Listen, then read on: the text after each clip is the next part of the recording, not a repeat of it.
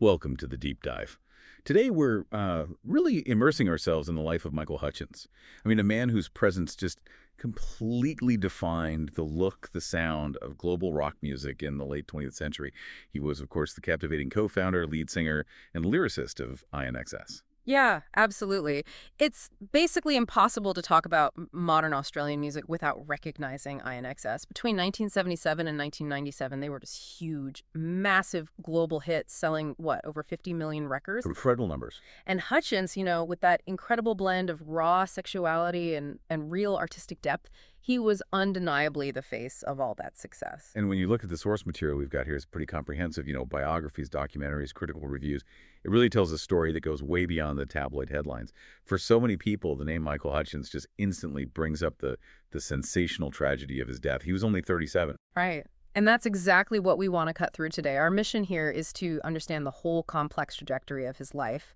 We're focusing on, I think, three main things. The sheer power of his artistic output, that intense public versus private life he had to navigate, and maybe most crucially, the life-altering circumstances, especially a profound physical injury, that really give context to that tragic end. So for you, the learner, this deep dive is designed to be, well, a thorough but quick way to get under the surface. We're moving past the basics to deliver some real insight into how that intense fame intersects with personal vulnerability, physical trauma, and, mental health challenges. It's about understanding the man behind the microphone. Exactly. Let's get into it. Okay, so let's unpack the beginnings. Michael Hutchence, born 1960, Crow's Nest, Sydney. Not exactly born into rock and roll royalty, right? Yeah. His mother, Patricia Glassop, was a makeup artist, and his father, Kellen Frank Hutchence, a businessman. Yeah, and the really defining thing about his earliest years was constant movement, which is, pretty unusual for someone who becomes a rock star. The family moved to Brisbane shortly after he was born, and then, and this is key, they left Australia altogether for Hong Kong. That's a massive cultural shift for a young Australian kid. Hong Kong does seem really pivotal for his creative side. Her sources mention he went to Glen Early Junior School and Beacon Hill School there. And apparently he was quite the swimmer initially. Looked promising. He was, yeah, until a really bad arm break, a serious one. Ah. And that injury basically slammed the door on any kind of professional swimming ropes. The sources really highlight this moment. It's when he pivoted, towards the performing arts, started focusing on poetry, and then later singing. Interesting transition. And the first recorded performance we know about is actually him singing a song for a local toy store commercial in Hong Kong. Pretty humble beginnings. Yeah. Charming even. But that shift from physical discipline to creative expression, it sort of sets the stage, doesn't it? It really does. The family came back to Sydney in 1972, settled in Belrose. And this is the crucial part for INXS. He meets Andrew Ferris at Davidson High School. Right, the Ferris connection. That's the bedrock, isn't it? Absolutely. Michael and Andrew hit it off straight away, became good friends. And soon, Michael's hanging out, jamming with Andrew and his brothers, Tim and John, in the family garage. So you've got the singer and the main songwriter connecting really early on. They weren't exactly INXS straight out of the gate, though. Their first band, Dr. Dolphin. Dr. Dolphin, yeah. Sounds like a school band name, doesn't it? Not exactly stadium rock. Not quite. But it shows those genuine roots, that collaborative spirit. Dr. Dolphin eventually broke up, but the core guys knew they had something. So by 1977, the six-piece lineup that would become INXS was basically set. You had Andrew on keys, Tim on lead guitar, John on drums, Hutchence singing, Gary Beers on bass, and Kirk Pengilly on guitar and sax. And they started out as the Ferris Brothers. Initially, yeah. The sources even pinpoint their debut gig, August 16th, 1977, at a place in Whale Beach. Which is kind of fascinating timing, right? Just days after Elvis Presley died. Maybe a symbolic changing of the guard for rock frontmen. Wow, yeah. And they jumped straight into that tough Australian pub rock scene. Oh, yeah. And for anyone who doesn't know, that circuit was brutal. Tiny, smoky venues playing multiple sets a night, often opening for really established hard-rocking bands like Midnight Oil. That environment, it forces you to develop stage presence, stamina, a certain swagger, fast. You had to earn your stripes. Definitely. And they clearly solidified their identity pretty quickly. By 1979, they'd changed the name to INXS, pronounced in excess, of course. Started playing into that name September 1st, 79. And the debut album, INXS, came out in 1980. Gave them their first Aussie Top 40 hit, Just Keep Walking. And right from the start, it was clear it was a creative partnership. Hutchence co-wrote almost everything with Andrew Ferris. Plus, Michael immediately emerged as the band's main spokesperson. He just had that look, the voice, the charisma. The media loved him. What's really interesting, though, even this early, before they were massive globally, is that he already wanted to do other things. The sources point out that pretty soon after their second INXS album, Underneath the Colors, he recorded his first solo single. That was 1982. Yes, Speed Kills. It was written by Don Walker from Cold Chisel, another legendary Aussie band, and it was for the soundtrack of a film called Freedom. Think about that collaboration for a sec. Walker's known for a much grittier, very Australian rock sound compared to where INXS was heading, more polished pop funk. Right. Different vibe entirely. It's early proof that Hutchence wanted to stretch himself artistically, Go beyond just the band's sound. That's a theme we'll definitely see again when they're at the peak of their fame. He wasn't content to just stay in one lane. It signals that kind of artistic restlessness that led to some really interesting side projects later on. Absolutely.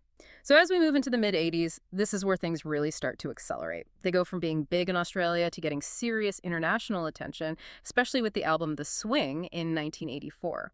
And the awards started coming in back home, too. The sources have mentioned the 1984 Countdown Music and Video Awards, sort of like the Aussie Grammys back then.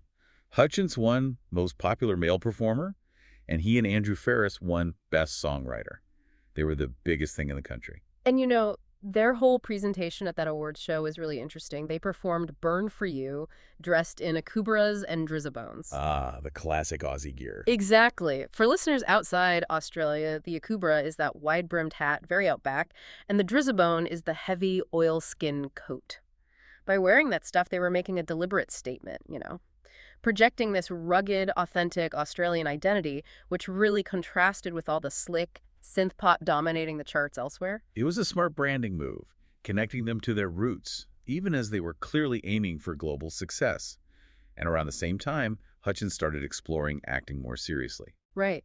In 1986, he starred as Sam in this Australian film Dogs in Space. It was directed by Richard Lowenstein, who'd already done several INXS music videos, so there was a connection there. Hutchence even contributed 4 songs to the soundtrack, kind of blending his music and film interests. And that success at home led straight into the Australian-made tour in 86-87. That was a massive national tour, INXS headlining with other huge Aussie acts like Jimmy Barnes. Yeah, and that tour led to that famous collaboration with Barnes on the Easy Beats cover, Good Times. Oh yeah, great track. It was huge in Australia, hit number 2. But importantly, it got featured really prominently on the soundtrack for the Lost Boys movie in the U.S. Right, I remember that. Even though the song itself only got to number 47 on the U.S. charts, that exposure was crucial. It introduced INXS and Hutchence's voice to that massive American youth market right before their biggest album ever dropped. Which brings us to 1987 and Kick.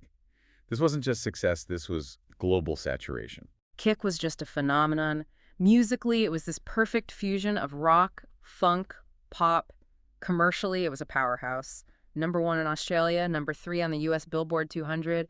It went 6 times platinum in the States. Driven by that unbelievable run of hits. 4 U.S. top 10 singles from one album, New Sensation, Never Tear Us Apart, Devil Inside, and of course, the number 1, Need You Tonight. Yeah, staggering success. Let's talk about Need You Tonight for a second. It's still probably their most iconic song, right? Yeah. And so much of that is down to Hutchence's delivery. The sources have some really interesting analysis on why that song connected so powerfully. They do. The critics noted that the lyrics themselves are actually pretty simple, almost deliberately basic expressions of desire, nothing too complex there. Right. But the magic was all in the performance.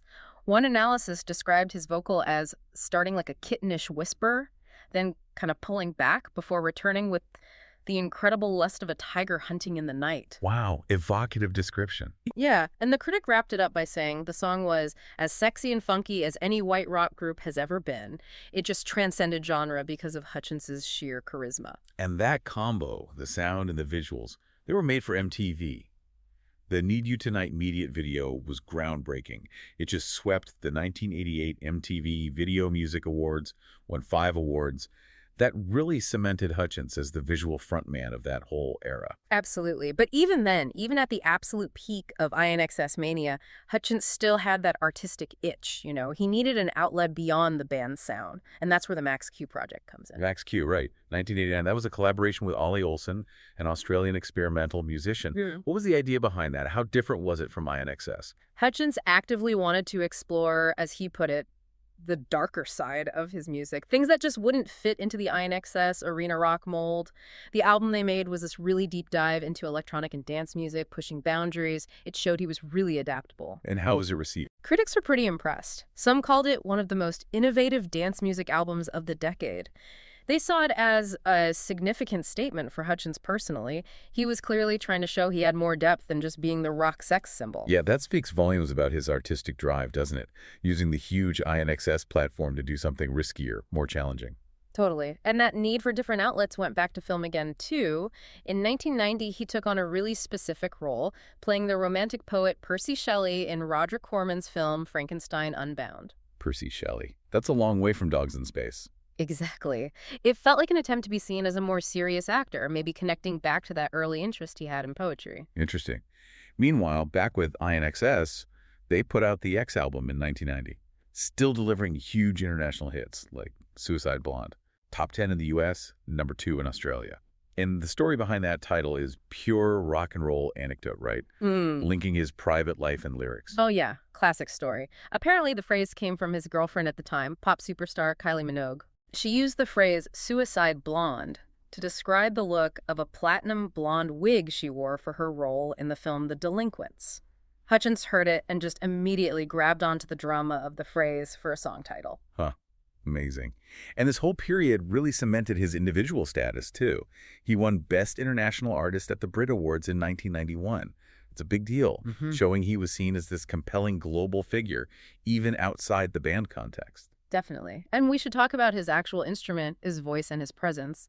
The sources get quite detailed about his vocal range. He was a baritone, but with this incredible span from a low bass B1 all the way up to a high tenor F5. Wow, that's a huge range. It is, and it explains that flexibility. We talked about how he could do that soft, seductive purr, but also belt out those powerful rock notes when needed, like on Devil Inside or Original Sin. And he got recognition for it. Ranked 4th in a 2013 list of the greatest Australian singers. Billboard magazine singled out his charisma, mentioning his seductive purr and that live magnetic stage presence. Yeah, and a writer for Rolling Stone really nailed his stage persona, I thought. Described him as a man born to be on stage, living and loving every minute, an explosion of sexual energy. That sums it up pretty well. And biographer Toby Creswell flat out stated Hutchence was, without question, one of the truly great frontmen. That sentiment seems pretty universal in all the source material. He just sold the whole package. But as that fame reached, supernova levels, so did the scrutiny.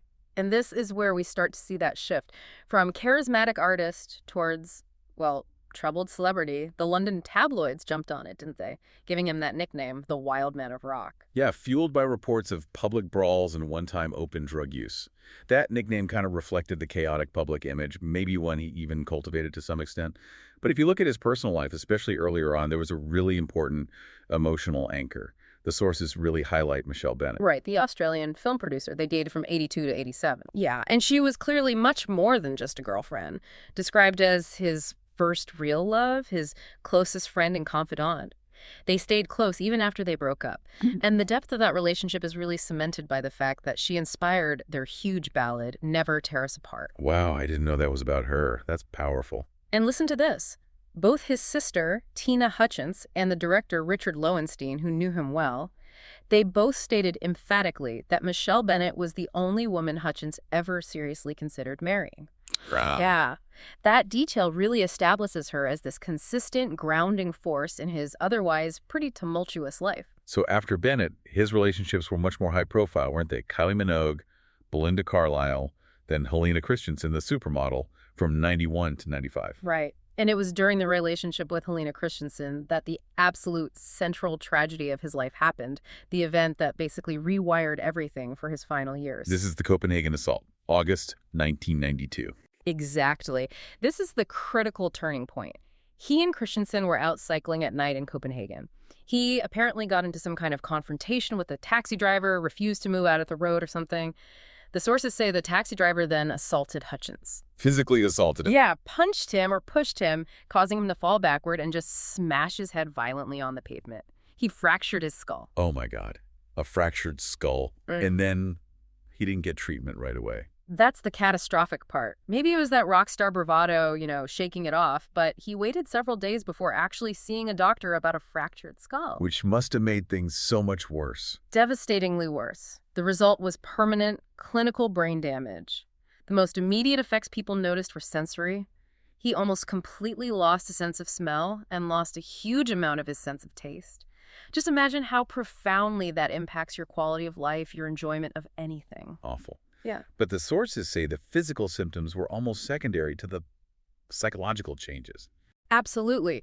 The brain injury triggered severe periods of depression, intense mood swings, and this is key, a drastic, noticeable increase in aggression and problems with impulse control. The charming, witty, sort of easygoing Michael Hutchence, he effectively vanished after that. And the bandmates saw it firsthand. They were the first ones to really witness this terrifying change. Gary Beers, the bassist, he recounted this horrifying incident during the recording sessions for the Full Moon, Dirty Hearts album in 1993. Beers said Hutchence actually threatened to kill him with a knife. With a knife. That's shocking. That's not just rock star antics. That's completely out of character for the guy they'd known for 15 years. Exactly. And Beers elaborated in the sources, saying that over those 6 weeks of recording, Hutchence threatened or physically confronted nearly every member of the band. Medically, the explanation is clear. Traumatic brain injury, TBI, affecting the frontal lobe. That's where your impulse control, your emotional regulation, all that is managed. So this wasn't him just leaning into the wild man persona. This was a clinical result of physical damage. Precisely. It was a clinical manifestation of deep physical trauma. And that injury, it provides the absolutely necessary, though heartbreaking context for his last 5 years. He was fighting this constant invisible battle with an injury that had fundamentally altered his personality and that was compounded by all the intense pressures of fame, touring, media scrutiny. So when we talk about his later volatility, the aggression, the darkness, we have to remember the fractured skull. It's the moment the story shifts, doesn't it? From rock biography to, frankly, medical tragedy. The man the public saw after 1992 wasn't the same man he was before. That volatility, the darkness that ultimately led to his death, it had a physical, clinical root cause. Right. And that context, the TBI context, is absolutely essential as we move into those final years and the relationship that brought just the most relentless media storm of his life. Paul Yates. Yeah, the relationship started in 1994. Yates interviewed him for her show, The Big Breakfast. They'd actually met years before, back in '85, but this interview ignited this huge scandal because, of course, Yates was still married to Bob Geldof. The Bob Geldof, global activist, Boomtown Rats singer. Yeah, that was guaranteed tabloid fodder. Oh, it was toxic. The media frenzy was just pervasive, nonstop. And the sources note this is the period when Hutchence, maybe fueled by that TBI-related aggression we just talked about, actually assaulted a photographer. Every single aspect of their relationship became front-page news. And the pressure just ramped up even more after Yates divorced Geldof in 1996, right? Because that kicked off that really bitter, very public custody battle over Geldof's daughters. Yeah, and Hutchence got completely sucked into that legal drama, which just added this layer of profound stress onto his already fragile mental state. But amidst all that chaos, they did start a family. Their daughter, Heavenly Hirani Tiger Lily Hutchence, was born in July 1996, apparently at home in their London bathroom with Hutchence helping deliver her. That's what the sources say. So fast forward to late 1997, INXS is getting ready for the Australian leg of their Elegantly Wasted World Tour. Hutchence flies into Sydney, expecting Paula and the kids, including Tiger Lily, to join him pretty soon. The sources describe him as really looking forward to it, being quite excited about them coming. But that plan just completely fell apart on the morning of his death, November 22nd, 1997. Yeah. Yates called Hutchence that morning. She told him that Bob Geldof's lawyers had managed to get the custody hearing adjourned, pushed back until December 17th. And the practical effect of that was that she and the children couldn't leave the UK. They couldn't come to Australia. Oh, man.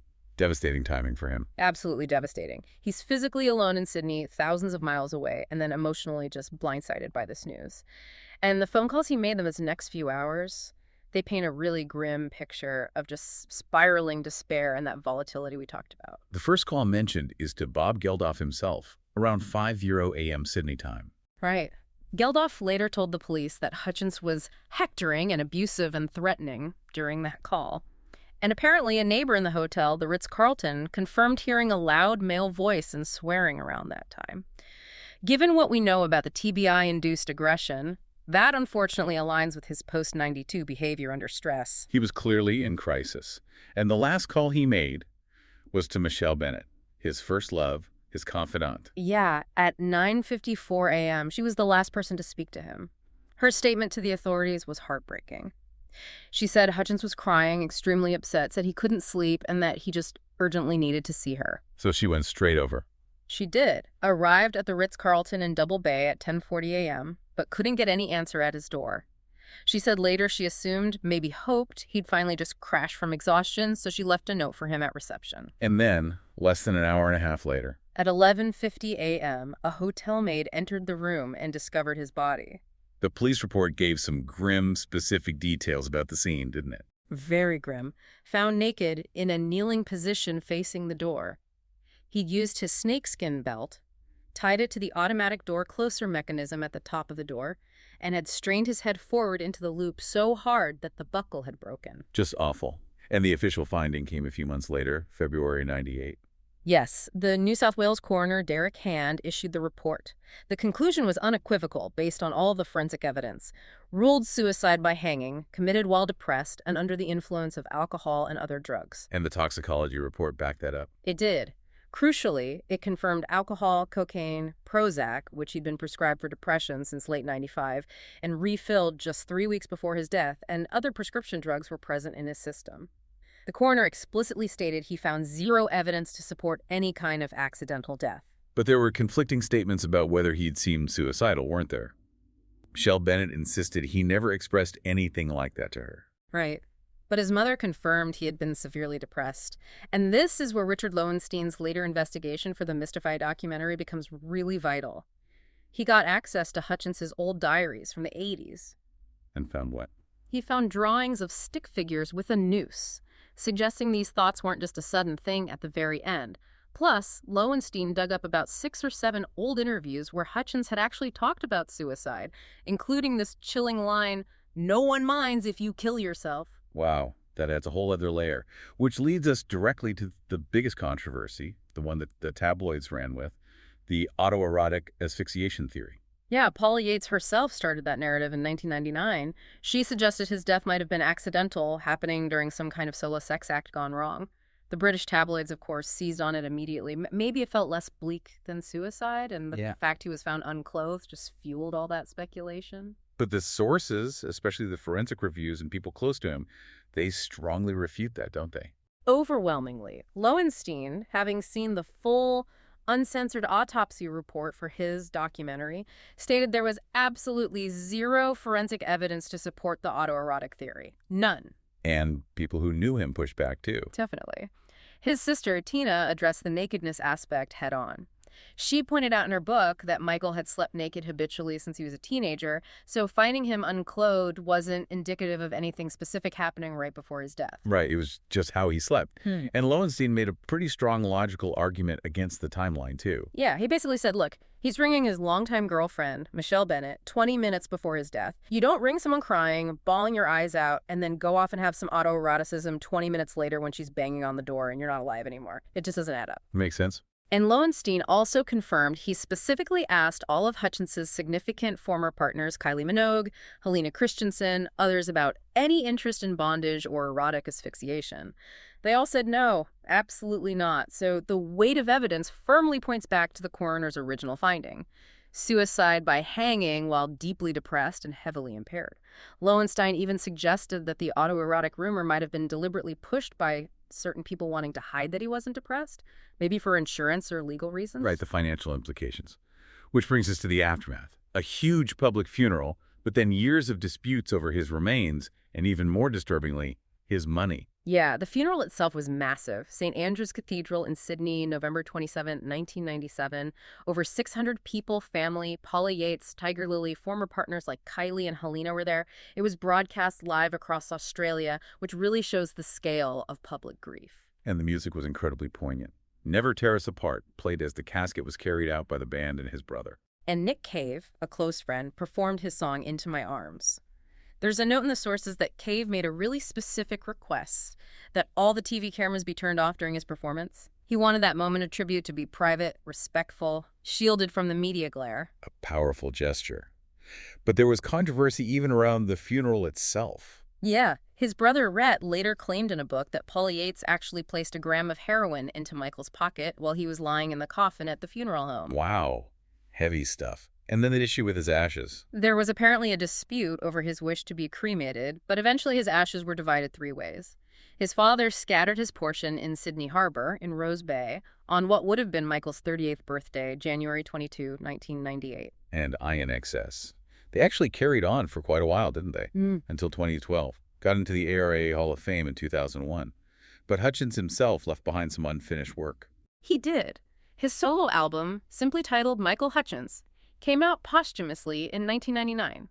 He'd started working on it back in 95, recording tracks here and there between INXS commitments. And the fact that the very last song he recorded, just 3 days before he died, was called Possibilities, it's just crushingly ironic. Yeah, the album also had that duet, Slide Away, with his close friend Bono from U2. Right.